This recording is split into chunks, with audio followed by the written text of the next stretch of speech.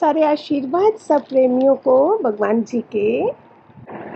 आजकल सबसे ज़्यादा क्वेश्चन जो हो रहा है, निंदा निंदा निंदा, निंदक नेड़े राखिए, वो भी अच्छा है और निंदा करने वाले का परिणाम क्या मिलता है उसका भी जानिए। हमारी सबसे बड़ी कमजोरी होती है कि अपने पुण्यों को दिखाते हैं, उनकी चर्चा करते हैं और पापों को छुपाते हैं, और दूसरों के पापों को की चर्चा करते हैं और उनके पुण्यों की बात भी नहीं जान करना चाहते। इतना हृदय से हम जलते हैं। It's very important. ध्यान से सुनिए, निंदा करने वालों को क्या परिणाम मिलता है। हर किसी को बचना चाहिए निंदा करने से। भगवान जी बोलते थे, जिसकी भी निंदा करोगे उसके पाप कर्म अपने सर पे लोगे, और प्रशंसा करोगे तो उसके पुण्य कर्म आपको मिलेंगे। और निंदा करने वाले को क्या बोलते हैं, वो चमगादड़ देखते हो ना आप, चमगादड़ वो उल्टे लटके होते हैं। ये मिलता है हमको, हम उल्टा लटके रहते हैं, माना हमें अपने में ही अच्छा भी नहीं लगेगा, हमारे अंतःकरण में गंदा गंदा फील होगा। अगर हम हाँ में हाँ मिलाते हैं, जब कोई निंदा कर रहा है तो मिक्स कर्म बनते हैं, और उसके पापों की जो निंदा के पाप कमाए वो उसका सहयोगी भी हम बनते हैं, हमें भी फल मिलता है।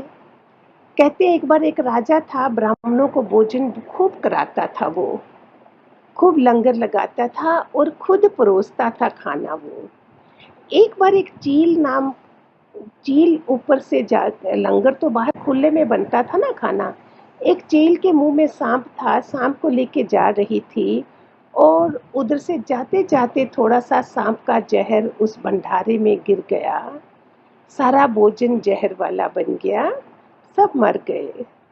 राजा ने पूछा कि कैसे हुआ, किसको पूछे, सभी तो मरे पड़े थे, जिसने खाना बनाया था उससे भी कैसे पूछो, सबको खिला के उसने भी खाया था और वो भी खत्म हो गया। फिर राजा ने बोला, हमने क्यों जीना है, हम भी खा लेते हैं थोड़ा जी भोजन और हम भी खत्म हो जाए।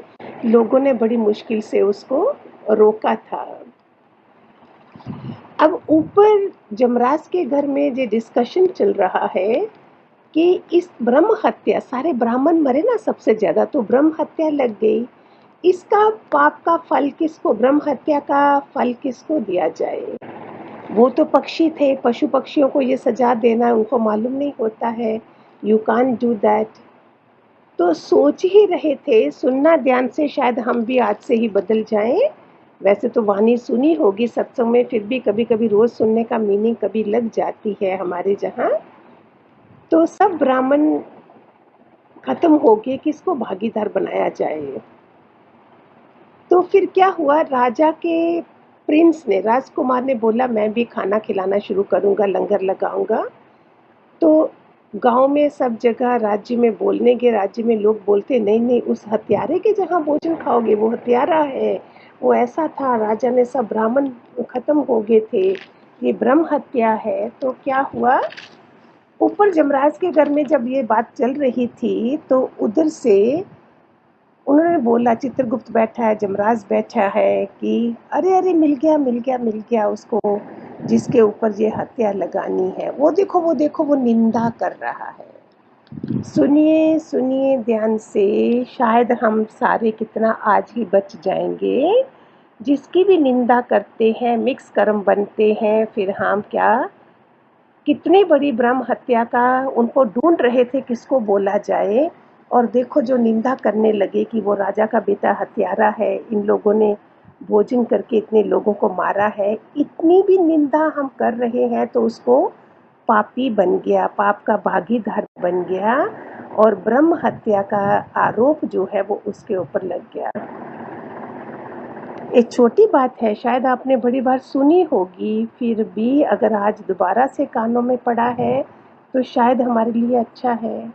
हम हमेशा अपने पापों को छुपाते हैं। भगवान जी बोलते थे, जैसे फटा हुआ कपड़ा छुपाते हैं, ऐसे हम अपनी कमियों को, कमजोरियों को छुपाते हैं, और दूसरों के अपने पुण्यों को जाहिर करते हैं, दूसरों के पापों की निंदा करते हैं और अपने पुण्यों को जाहिर करते हैं। हमेशा सारा झगड़ा एक जगह जगह है, हर घर घर की कहानी है ना जो हमें भगवान जी ने नज़र दी और भी जाना हमने। हर जगह बुजुर्ग जो हैं वो भी रो रहे हैं, छोटे भी, बड़े भी, बूढ़े भी, सब। हमारी कोई नहीं सुनता, हमारी कोई नहीं सुनता, सब जगह ये काम है। बुजुर्ग सास को पूछो वो बोलेगी कोई मेरी नहीं सुनता, ससुर को बोलोगे वो बोले मेरी नहीं कोई सुनता, छोटे बच्चे भी होंगे बोले हमारे माँ बाप नहीं सुनते। रीज़न क्या है? रीज़न है कि हमारी ही सुनी जानी चाहिए, ये नहीं कि हमारी भी सुनी जानी चाहिए। हमारी ही सुनी जानी चाहिए, जिस कारण से ये निंदा, ये चुगलियाँ, ये झगड़े, ये सब होता है। तो शायद आज किसी के भी अंदर कोई जाग जाए, इसके लिए कभी कैसा वाणी आप लोगों को मिलती है। खूब सारे आशीर्वाद। हरि ओम, हरि ओम।